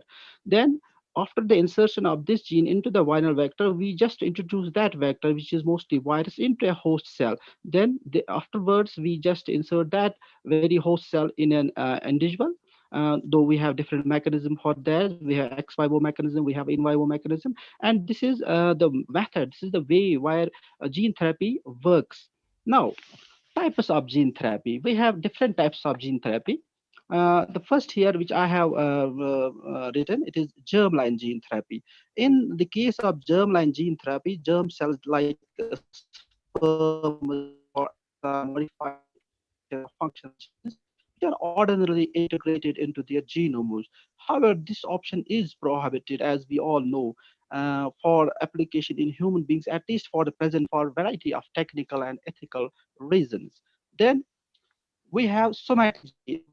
So far, until now, a lot of work has been done in this very thing, because here some ethical issues have been just eliminated. In somatic gene therapy, we see that in the case of somatic gene therapy, the somatic genes are transferred into the somatic cells of a patient. Any modification and effects will be restricted to the individual patient only and will not be inherited by the patient's offspring. Somatic gene therapy can be broadly split into two categories, as I had said earlier. It is ex vivo gene therapy and it is in vivo gene therapy. Now, ex vivo gene therapy, what we do in this? In ex vivo gene therapy, it is performed with the genetic alteration of the patient's target cells happening outside the cell, or we can say in vitro conditions outside the cell. Hence, target cells from the patient are infected with a recombinant virus containing the desired therapeutic gene. These modified cells are then reintroduced into the patient's body, where they produce the needed proteins that correspond to the inserted gene. Then we have in vivo gene therapy. In vivo gene therapy, it is simple. We just introduce the recombinant virus within the cell, within the body. Here we have different, as has been shown here. We have liposomes. They can be infused, systemic infusion. We can do. We have tissue injection. Then we can just have a biologistic gene gun. By all these means, we can introduce the desired gene within the live cell. Now, methods of gene therapy. We had different methods of gene therapy, though I have just recorded some of the methods here because there are varied methods, but I will focus on certain methods here. Viruses. All viruses, as I first initially, I just told you that viruses, they bind to their hosts and introduce their genetic material into the host cell as a part of their replication cycle. This genetic material contains basic instructions of how to produce more copies of these viruses, hijacking the body's normal production machinery to serve the needs of the virus. Gene of interest is carried by these viruses inside the target cell. Then we had different types of viruses. We have adenoviruses, we have retroviruses, we have adeno-associated viruses. All these viruses can be manipulated for this gene transfer. Now, we can also just transfer the gene by means of naked DNA. What does this mean? This is the simplest method of non-viral transfection. Clinical trials carried out of intramuscular injection of a naked DNA plasmid have occurred with some success. However, the expression has been very low in comparison to other methods of transfection. Cellular uptake of naked DNA is generally efficient. However, in recent research, we have this has led us to many novel methods. Like I will put some of them like here, electroporation. Electroporation, it is a method that uses short pulses of high voltage to carry DNA across the cell membrane. This talk thought to cause temporary formation of pores in the cell membrane, allowing DNA molecules to pass through. Electroporation is generally efficient and works across a broad range of cell types. Now, second, gene gun. The use of particle bombardment or the gene gun is another physical method of DNA transfection.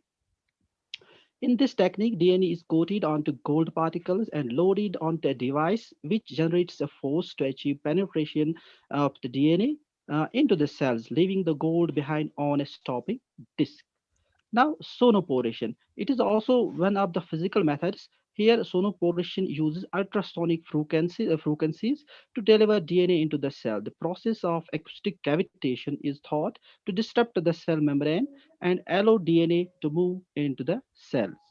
Now, magnetofaction. In a method termed magnetofaction, DNA is complexed to magnetic particles, and a magnet is placed underneath the tissue culture dish to bring the DNA complexes into the contact with a cell monolayer. Now, lipoplexis. So, lipoplexis, before going to the actual concept of lipoplexis, we should understand that uh, the fluid mosaic model of cell membrane just gives us an opportunity to just combine two different cell membranes. So lipoplexes were made. They were made to improve the delivery of new DNA into the host cell. The DNA must be protected from damage, and into its entry into the cell must be facilitated. To these new molecules, which are known as lipoplexes, they have been created, and they have the ability to protect the DNA from the undesirable degradation during the transfection process. Plasmid DNA can be covered with lipids in an organized structure like a micelle, as has been shown here, which is also known as liposome. When an organized structure is complexed with DNA, it is called a lipoplex. Then we have one more. It is a hybrid method. We can just introduce the gene by means of virosomes. So virosomes, due to every method of gene transfer having shortcomings, there have been some hybrid methods developed that combine two or more techniques. In case of virosomes, we have such a condition. Virosomes are one example. They can combine liposomes with an infected HIV or influenza virus. This has been shown to have more efficient gene transfer in respiratory epithelial than either viral or liposomal methods alone. Other methods involve mixing other viral vectors with cationic lipids or hybrid viruses.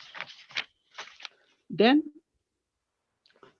what are the potential applications of gene therapy so far? When I am here saying the potential applications of gene therapy, I must here just note down that the programs, the disorders which I am dealing here, they have been, some success have been there in most of the cases, but some of them are in some developing stages. So the potential application of gene therapy so far, we will case the example of advanced melanoma. A new method of gene therapy alters immune cells for treatment of advanced melanoma.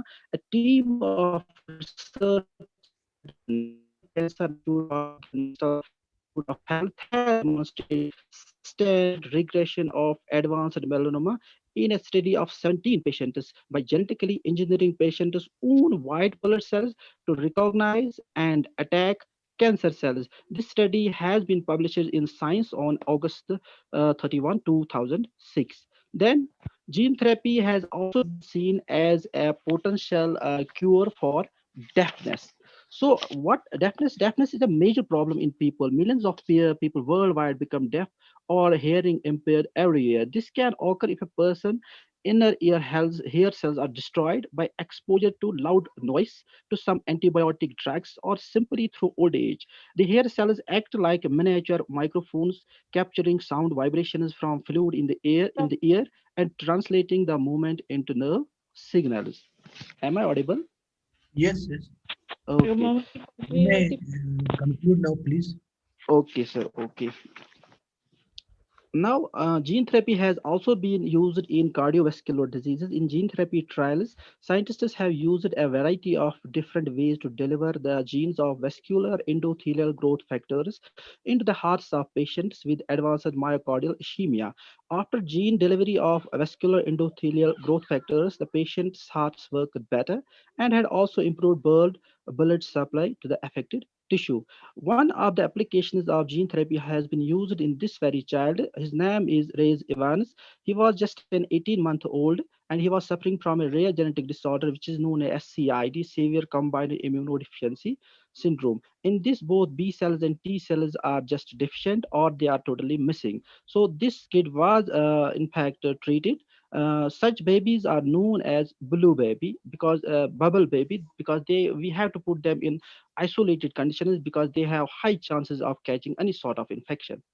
Now, cystic fibrosis is also one such disease. A lot of development has been done in this very disease also. Then, what factors have kept gene therapy? Here, I will like to conclude my topic. What factors have really kept gene therapy from becoming an efficient tool? Because, as I said, we have different types of shortcomings. So, first shortcoming in gene therapy is short-lived nature of gene therapy. Before gene therapy can become a permanent cure for any condition, the therapeutic DNA introduced in the target cell must remain functional, and the cells containing the therapeutic DNA must be long-lived and stable. Then we have one more shortcoming, that is immune response. Anytime a foreign object is introduced into human tissues, the human immune system is designed to attack the invader. The risk of stimulating the immune system in a way that reduces gene therapy effectiveness is always a potential risk. Then we have one more problem, that is problem with viral vectors. Viruses, while the carrier of a choice in most gene therapy studies, present a variety of potential problems to the patient like toxicity, immune and inflammatory responses. Then we have multi-gene disorders as well. Suppose we have a genetic disorder which is caused by so many genes. Gene therapy can't be applied there because multiple gene disorders, we can't just pinpoint those genes, and we can't have such a mechanism by which we can introduce so many genes in a patient. Then we have also risk factors, as I have put one such case here. It is Jesse Gilsinger. He was a normal patient, though he was suffering from a milder disease, and he took a part in this trial, and later on he suffered and he died. Then we have some ethical issues as well, because some persons say that do we have a right to play with God? Do we have the right to play with human body, as it is the sole jurisdiction of Almighty Allah? With this, I conclude my presentation. Thank you. Thanks, sir. Thank you, Tariq sir, for being, so kind. And if I have to conclude your lecture, it was about that gene therapy has a potential to cure numerous genetic diseases, and in future it will help us to, insert therapeutic genes to treat genetic disorder. Now, may I request now Dr. Amin, Muhammad Amin, is he Dr. Muhammad Amin? Are you present? Dr. Mohammed Amin may just write in message then unmute so that Dr. Is Geet may unmute him. is it Dr. Amin or Dr. Anis? Dr. Mohammed Anis. Hello, He's Yes, yes, yes. am I audible? using two devices. He has to use only one device. There is an echo coming out of your, mic. So you have to switch off one device and be on only one. Okay, be at only one place. Come out of another Okay, sir. wire, so that you may have hassle free.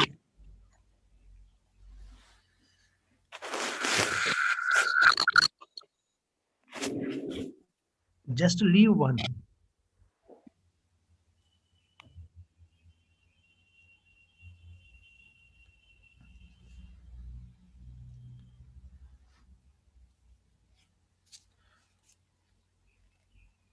Okay, Dr. Modanis, please proceed and be on time, okay? Yeah. 10 minutes will be good enough.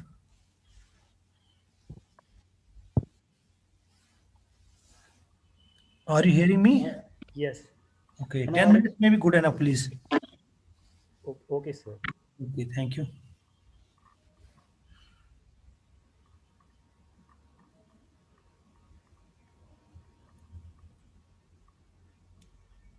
Okay, go on a slideshow. Slideshow is there, yes. Yes, yes, you click that slideshow. Slideshow is on the upper side, okay? वहीं पे touch करिए इसको, yes. Yes, yes, yes. Okay. Okay, sir. Okay, sir. Am I audible? Yeah, you are. Respected Professor Girsa, coordinator, pressure course, dear my colleagues, participants, Assalamu alaikum, good afternoon to everyone.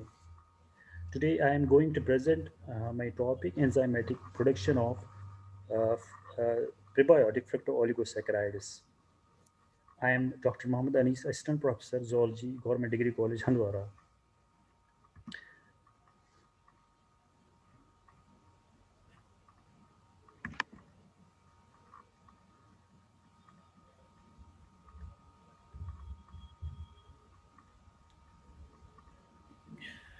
Any problem, sir? Actually, I'm not You able are doing it from home, where? From the desktop or from the... from the desk. Yes. Okay, use your arrow keys, okay? Down, use your arrow keys here. Okay. Yeah. So is it okay? Yeah, it's okay. So, Come on. so for hundreds of years, we do say the natural enzymes, with my microorganisms, has been used for various essential products like cheese, bread, wine, beer, etc. And the design of this food product for health benefit is relatively a new trend, which led to development of so many biotechnological and pharmacological companies. No, we are interacted with the microorganism. I will just light up on this microbiome. Like microbiome is just a genetic material of the microorganisms, maybe bacteria, virus, fungi, and also the protozoans, which we interact in our daily routine. So the microbiome is a number of genes. Microbiome is a person's body, which is 200 times the number of genes in a human genome. And it may be about as much as 5 pounds. First, we will talk about bacteria, they live on the inside or sitting inside the throat, nose, mouth, and vagina, in the gut. The average human has 100 trillion millions in our their body, and a majority of bacteria, they remain in our gut. So every individual microbiome contains thousands of different species, but 99.9 are from the species, and 0.1 are they have shown the diversity. So gut might, but most of these resides over colon, which contains over 500 different species. And it's estimated that 500 to 1,000 species of bacteria live in human gut. They just belong to like majority of the arthropods, bacteroides, proteoids, vincoids, actinobacteria, and cyanobacteria. So, and if we talk about like we have problems in our teeth, like where the bacteria like Streptococcus mutant, Actinomyces viscus, Actinomyces rostrandi, they live in our mouth, but they form sticky substance like flat. And if it is not be removed by brushing, or that they cause this caries formation because they secrete substances. For vaginal microflora is also enriched with the lactobacillus species. We have already so many types of fungi like Ascomycota fungi, Candida, Saccharomyces. Uh, even this Cryptococcus neoformans, it existed for decades in your lungs without causing any effect, but they cause life-threatening illness during immunosuppression. Likewise, we have an immunocystitis. It is also an example of the fungi which cause pneumonia when it's an immunocompromised individuals. Viruses, There are also 300 trillion virus inhabiting which form the human virome. The human intestinal virome established bird dominated by bacterial infected virus. It's a bacteriophage, while eukaryotic virus gradually emerge after the birth. 1 gram of human feces contains around 10 raised power 8 to 10 raised power VLPs, where virus like particles.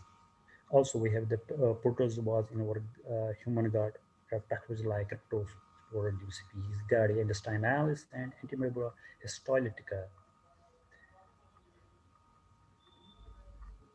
We may heard about this many times, the name probiotics. When we go to the market, we purchase the curd, then we will see that there's written lots of probiotics. So what are the probiotics? Probiotics it's a live microorganism found in a certain foods or supplements. When ingested, they administer or orally they beneficial effect beyond their nutritional values. Like we have a Saccharomyces boulardii, like the Bacillus bifidobacterium. We have another same type of name we heard many times, which is prebiotics. What are prebiotics? These are non-digestible food ingredients that beneficially affect the host by stimulating limited number of bacteria like bifidobacteria and lactobacillus, which are very essential bacteria present in the human or colon. We can say even simply we can say prebiotics. Prebiotics actually the food of the probiotics. And if we see this prebiotics, where we have these are in these prebiotics are present in many types of foods which we eat in our daily life: onion, soybean, asparagus, bananas, but in a trace amounts. They are not digested but straight go to the bag, where they act as a saccharolytic fermentations by number of bifidobacteria, and they form like this when they go to saccharolytic fermentation. They form the short chain fatty acids like acetate, propionate, and butyrate. We see the butyrate is a main energy source for human colonocytes and induce apoptosis like of colon cancer, activate intestinal gluconeogenesis, having beneficial on glucose. Butyrate is also essential for epithelial to control large amount of oxygen through beta oxidation. Like we see the propionate is transport liver where it regulates gluconeogenesis.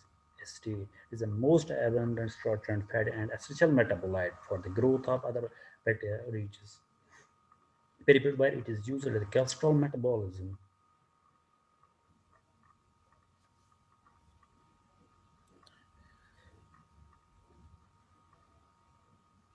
So prebiotic, there are so many types of prebiotics. Like we have oligosaccharides, we have a xylo-oligosaccharides, and we have a fructo-oligosaccharides. If it is an oligosaccharides, that is man's the substrate is from inulin. If it's xylo-oligosaccharide, that's main substrate is xylose. So I will discuss here about the fructo-oligosaccharides.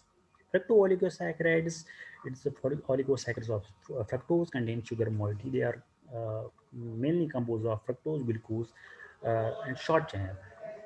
It has low intensity as and sweetness has 1/3 of sweetness as sucrose, and due to its beta configuration of anomeric carbon 2, uh, it becomes non-digestible by human digestive enzyme, which are most specific for alpha glycoside bond. It's safe for diabetes. It encourages the growth of beneficial bifidobacteria, which are present in the colon. It reduces cholesterol, phosphorus, and triglyceride level in blood. It is a structure of FOS, fructooligosaccharides, containing of, it's formed of three compound, usually three molecules like histose. It's formed of one molecule of glucose and two molecules of fructose. Respected Ines, by may we now conclude, please? So Okay, that sir. we may have other. Okay. It's formed of one molecule of glucose and three molecules of fructose, like fructose and histose. One molecule of glucose and three molecules of fructose. These fructooligos are naturally found in plants like Jerusalem artichoke garlic, but in a trace amount. Here is a table. I'm not discussing this. And but when we take it's a commercialized, when we forms a large in a large quantity, then uh, we use the microbial enzymes. It will interact with either disaccharides or polysaccharides. This is a mechanism of this enzyme action. This sucrose is an enzyme. It breaks the sucrose and forms the large oligomers. this GF2 and GF2 respectively. But when we talk about this inulin-like starch, there is one more component that's called inulin. It is storage of polysaccharide in many plants. And Nisab, I beg pardon. Actually, you have stopped your sharing this, what is that called, PPT. Now, please, may we, conclude so that we may invite another one, please, if you don't mind. With due respect. have I stopped? You have stopped sharing your PPT, so let us conclude with thank you, if you not mind. Okay, that is my Okay. humble request. Oh, okay. Thank you. Thank you for being so kind. Okay, thank you very much, Dr. Anisab. Now, may I request Dr. Manzoor Ahmed? Manzoor Ahmed Mir Sahab is from Bioresources Department. Please, are you here, Dr. Manzoor Sahab? I'm here. Okay. Am I audible, sir? Yes, sir. Please be, precise, apt, and just finish it in 10 minutes. Okay, I will try my best. Yeah, definitely. Good luck. Just do it now, that slide share mode. Okay, I have already done that. Okay, it is there. Okay, is it visible, sir? It is. Yes, thank you so much for this kindness. I had requested Geer Saab that I want to finish it today itself. Thank you, Geer Saab, the course coordinator of the program. He has always been kind and supportive to all the teachers, whether from the university or from the other sources, because we had been watching him conducting these academic staff college courses from 16 onwards, when I attended the first workshop with him. Thank you so much for being so kind. I will go briefly through this because I am Dr. Manzoor from Department of Bioresource. I am presently the coordinator and the head of the department. I am working in actually the drug resistance problem, whether be it the cancer or be it in the tuberculosis. I will here be focusing on one of the challenge that the drug resistance. We had already had some lectures during this workshop only what is the cause of drug resistance and so on and so forth. So I will be skipping those slides. This is a slide one which I had taken from the WHO and the different organizations, which itself talks about the role of drug resistance, what are the causes, and there is an urgent concern that if the actions are not taken, the modern medicines could become obsolete, turning even common infectious disease into deadly threats as we are seeing across the globe, especially in the African and the Southeast Asian part. So when we talk about this is a growing crisis worldwide, it's not the concern of even a single country, or we can say that more developing nations or developed nations. It's all across. When we talk about India, where almost 58,000 babies died because of in a 1 year as a result of the infection with resistant bacteria, usually passed on from their mothers. So their mothers were once the infections had been passed on from them, and those were drug resistant. Those bacteria which they were harboring, they were drug resistant, and it's a huge number. Now, what we can do to stop this menace? As we know that we have to, our role being the researchers or being the academicians, one is to have the awareness programs, and second is that use judicious judicious use of the antibiotics, and third one is that to collect and share data, that is to do more and more research and to find out the pathways, to find out the target molecules, and to find out new molecules for these purposes. So as being a researcher, my role starts here. When we talk about the bacterial resistance, we know this is the biggest threats to the global health. If we talk about the antimicrobial resistance, it is the bacteria itself, not the person or the animal, that becomes resistant to antibiotics. When we talk about the treatment options, these antibiotic resistant infections can lead to longer hospital stays, higher medical costs, and more deaths, as we had been seen. And this is a prone data. This is a data slide which is from 2018. This shows on x-axis the GDP per capita in US dollars in 2018, and on the y-axis there is a cost per patient treated in US dollars on log scale. And if we find even most of the developed nations, they are having huge costs associated with the drug-resistant tuberculosis. This is one of the bugs I am talking about, which causes Mycobacterium tuberculosis H37RV strain, which causes the deadliest this tuberculosis disease. You can see that in this, inside this, you see those all the countries which are in the developing phase, whose GDP is beyond below $5,000. Then they are most vulnerable and they are most affected populations. And to afford for such huge costs of the multi-drug resistant tuberculosis or any other disease is a troublesome worry for all of us. At our department, I'm presently running the 4 projects. They are all on the drug resistance, whether they are on the triple-negative breast cancer. One of my students is working on this chemoresistance and TNBC. One is working on the role of long non-coding this RNAs in chemoresistance and triple-negative breast cancer. Another one is working in the esophageal cancer cell growth, co-targeting the 2 different pathways.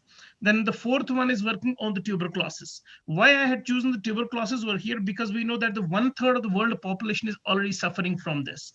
And if we talk about the total infections, as there is a hue and cry about the cancer only, which is taking only 6.2% of the, if we find out the number of deaths in millions. And if you talk about the infectious diseases, of which the tuberculosis is one of the main contributors, it is 17.3. It's very huge. So these are some of the bugs which have created havoc across the globe at different time intervals, be it Spanish flu or be it plague or be it now the what we call as the Wuhan virus or COVID-19. But one thing is then there is a merging of 2 of these bugs. One is the HIV and there is a tuberculosis. That is what we call as the HIV-TB co-infection. So this is a worrisome problem, because HIV is the culprit which causes or makes our immune system compromising by attacking the CD4 T cells and lowering their number. When it comes down 200, then we say the HIV person is HIV positive. So that the person is immunocompromised already. And when the tuberculosis bacteria, we know that this is a bug which causes tuberculosis in you, but 90% of the infections are latent. That means they are in inactive state and you are not diagnosed as diseased person. But when your immune system is compromised by HIV and then the bug comes and you may be having the resurgence inside within you.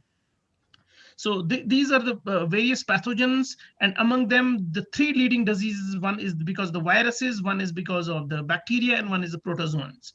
If we talk about, this was one of the slides in 2015 Geneva discussion forums where they had discussed about the preventing the spread of infectious disease in a global village.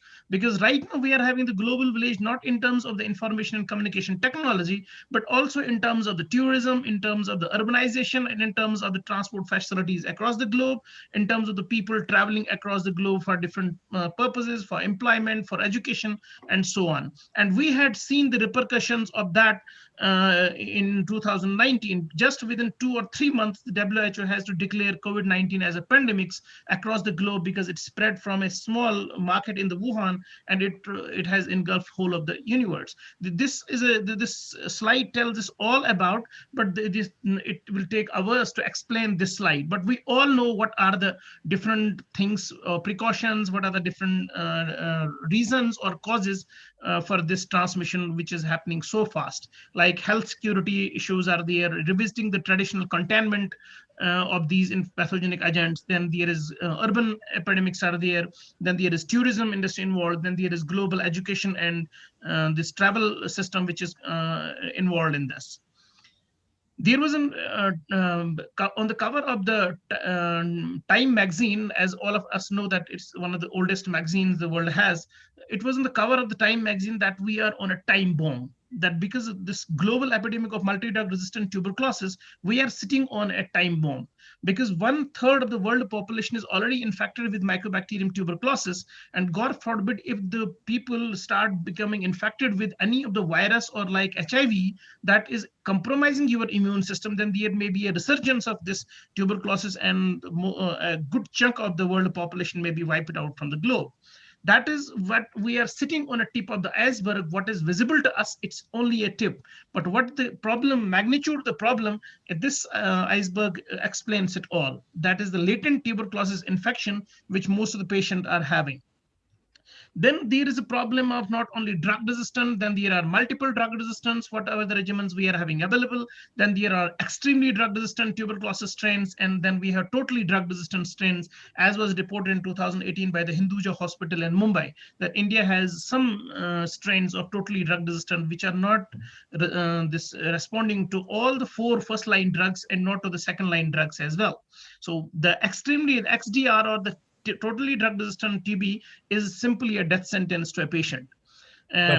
We know this, as we had discussed, that 1/3 of the world population is already about, and then there are risk groups. Those people who are this homeless, who are receiving dialysis, diabetic, illicit drug users, HIV positive people, and those who are in the prisons in those conditions. And similarly, we are having the malnourished children in the African areas having silicosis and using tobacco and so on. These are the vulnerable populations, and 90% of them are harboring, for example, this 1/3 of the world population is harboring this tuberculosis, latent tuberculosis, and God forbid, if there is a resurgence of that, what will happen to that 2.4 billion population? Doctor, This is one of the slides. May I request Yes. you, please? It is actually 4002. Okay, please now conclude so that others. Okay, I will conclude in just 2 minutes. Then I will be talking about only what we are doing. In our lab, we started one of the projects on this about the co-stimulation, where we talked about that inhibiting the pathogenic, those cells which are harboring those Kupffer cells or those other macrophages, alveolar macrophages, which are harboring the bacteria inside your cells. Can we give them a direct targeted therapy? We worked on this approach, and we delivered the signals to this. This was one of the approach what we used. Can signals be delivered through co-stimulatory molecules to influence the survival of intracellular pathogens, those bugs which are harboring in those alveolar macrophages? Then we delivered the signals to them through monoclonal antibodies, through 2 targeted antibodies, that is CD80 and anti-ADCD6. That is, these are the 2 molecules, CD80 and CD86. They are the co-stimulatory molecules. We used antibodies against them, monoclonal antibodies, both in case of truncated as well as the full-length antibodies, and delivered the signals to them. We came to know that the 3 pathways were already there, which were known. We established that once you deliver the signal in reverse direction to those infected cells, there is still activation of those cells, and then they can kill those. This was one of the papers which was published in JVC from our lab. When I was a PhD student.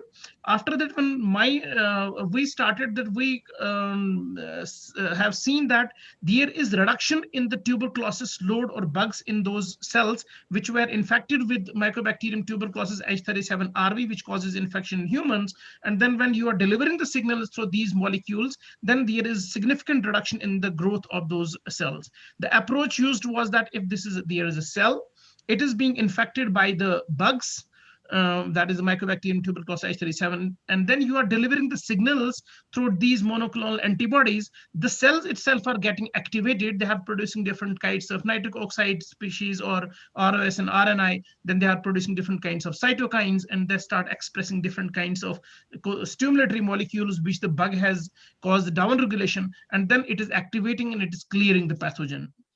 In this direction, we published one of the books of all that data with the Elsevier developing co-stimulatory molecules for immunotherapy of diseases.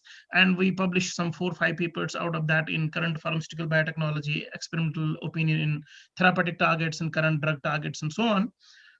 Next, we had submitted one of the proposals in 2018 to the SERP DST, and it got fortunately accepted, where we are trying to elucidation of molecular basis of drug and multi-drug resistant tuberculosis of Mycobacterium tuberculosis in Kashmir Valley.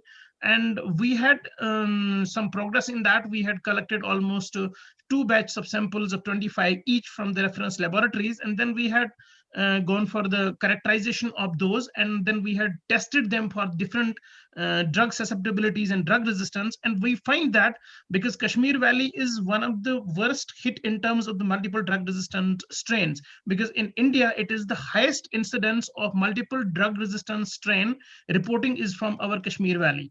It's because I wasn't able to show that data.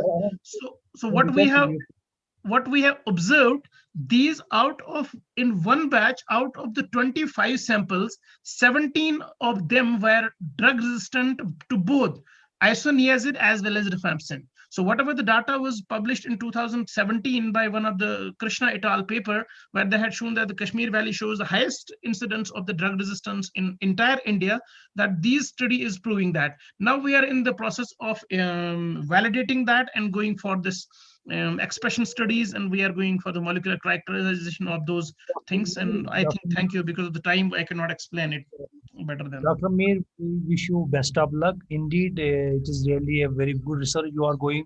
Okay, you are doing. We wish you good luck to you and to your laboratory.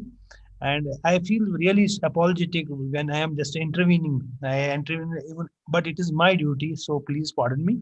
Now, let me conclude as it is 4:07 now, and I am sorry that we cannot call Dr. Said Mir now. So he may, present himself tomorrow in the morning. It is up to Gir Saab.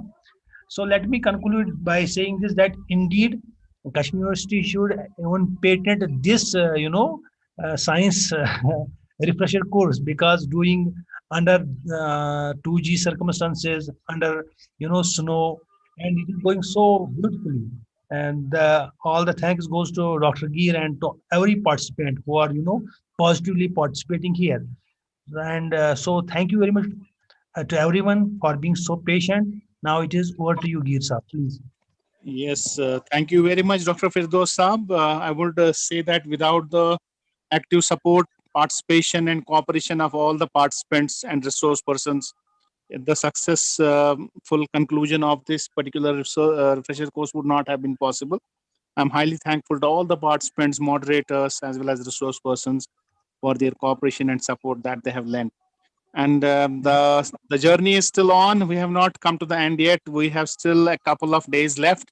So hopefully we have much more in store, and we'll be getting more things to learn. So extremely sorry to the I apologize to these presenters whom you had to cut them short midway. Dr. Anis, he was presenting such a new beautiful presentation.